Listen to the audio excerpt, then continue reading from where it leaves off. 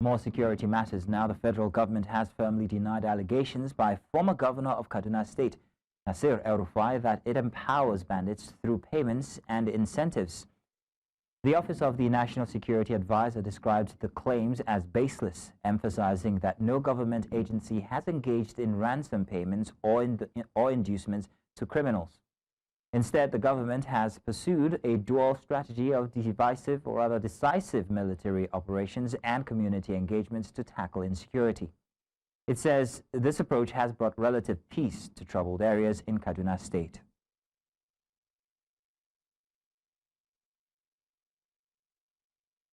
Now to discuss this, I'm joined by security analyst and executive director, Elixir Trust Foundation, Mr. Emmanuel Ikule.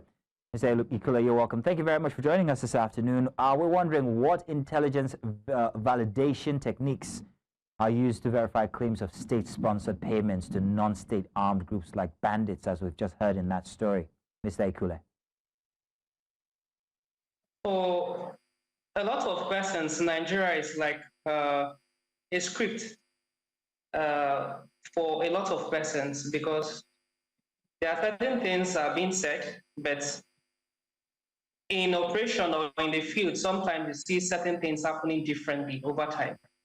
We have seen during the last administration where, should I say, a bandit or a thug was being given funds to protect the pipelines in South. We have also seen situations where military personnel or security agencies were escort Gumi to go and negotiate with bandits. We have also seen situations where people are termed repentant all of a sudden. What was the aspect or criteria used to validate or ensure or discover that these persons were actually repentant? Where and how is the services given to these persons? Where are they being rehabilitated? Is it not, are they not living better than people living in our own correctional centers? A couple of times we are even seeing how they are being dressed, or even the quality of meals. They are even being given bottled water at different times. Meanwhile, people in our own correctional center that are not even murderers are looking for clean, good water to eat, or not to talk of what to wear and all that. So for some of us, it has always been that our government have not been sincere to us citizens and have not been sincere in their operations. Mr. Ikule, that is why this has been done over time. All right, now, Mr. Ikule, while you're on that subject, I was wondering, is it even proper at all, from a counterinsurgency perspective, is it proper or strategically justifiable to engage bandits through financial incentives of any kind? It's actually very disappointing. It shouldn't happen. Last year, during the last administration, I think the federal government came out that they don't want and they don't actually endorse payment of ransom. But what were the activities they were doing that will actually put people to trust in the process, that without paying the ransom, they can actually get or protect these lives of citizens, or help victims of kidnapped victims to return back to their families? There was nothing, or there have been nothing to show that they have the capacity and they are willing and able to even address this concern over time. So these are issues that have lingered for a long period of time, and the body language is not even showing that they are working towards preventing this from happening. A couple of times we have seen videos of these people sharing cash. This cash are being brought out from banks.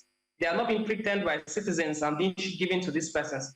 They are being withdrawn from banks, and most times, these persons that are victims of these forms of criminal activities, they actually go to the police, to the military, and all these different agencies to even notify them, including place or how they are even delivering these funds to them. But over time, we have not seen them keeping to their words that yes, we don't actually do it ransom. And as long as the military or the service chiefs are not coming out with stringent measures, and the federal government or the House of Assembly is also making stringent measures for cases of terrorism, where such persons may be sentenced to life imprisonment, and they actually implement it, if this start happening, a lot of these persons, there'll be reduction in, at least to some of these activities. But when consistently, after murdering a series of persons and torturing people, you claim they are repentant.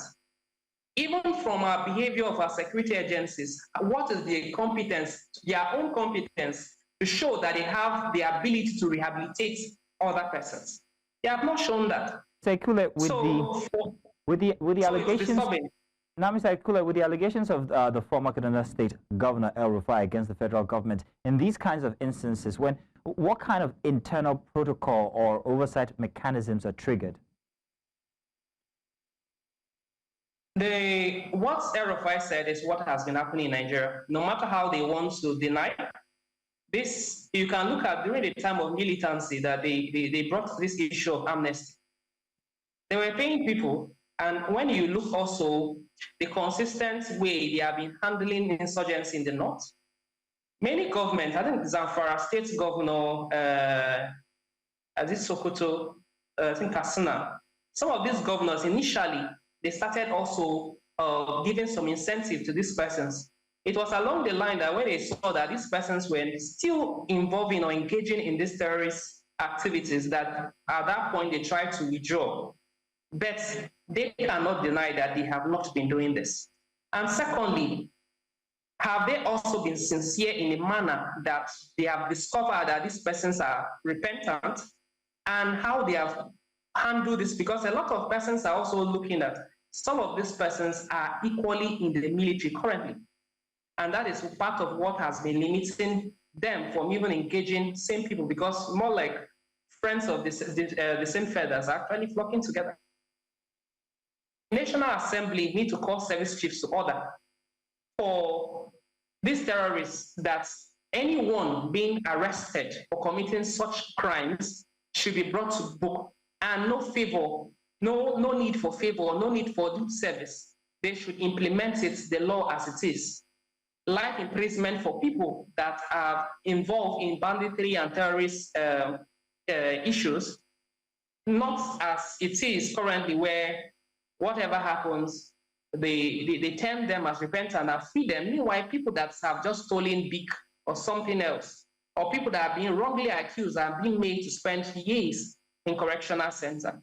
So we want to really see sincerity of people from service chiefs, from the government. We need to see that political will that, yes, we want to actually combat this. And in also going to the field, there should be that synergy between the Air Force and the military in handling these issues once. Not the reports we get that the military, they will go on foot today. After how many months, we heard that the Air Force went and bombarded one place. No country addresses terrorism or terrorist attacks that way. You go once with all what your might and then address issues. Follow up with culprits, the ones that are still alive, you arrest them and bring them to book. It serves as a deterrent to other persons, so that there's no excuse that, or people willing again to be part of this criminal gangs. But as long as they are not being brought to book and consistently we are freeing them, or we are scared of even engaging these persons. In Benue here, a lot of these persons came around the home. The military were informed, the police were informed that these persons are coming to the markets. They're coming on bikes, one after the other, in bikes and gathering. Nobody went there until they attacked these communities. So, as we have gone way over the time stipulated for this conversation, my apologies, but thank you very much for being with us on this bulletin. Thank you indeed.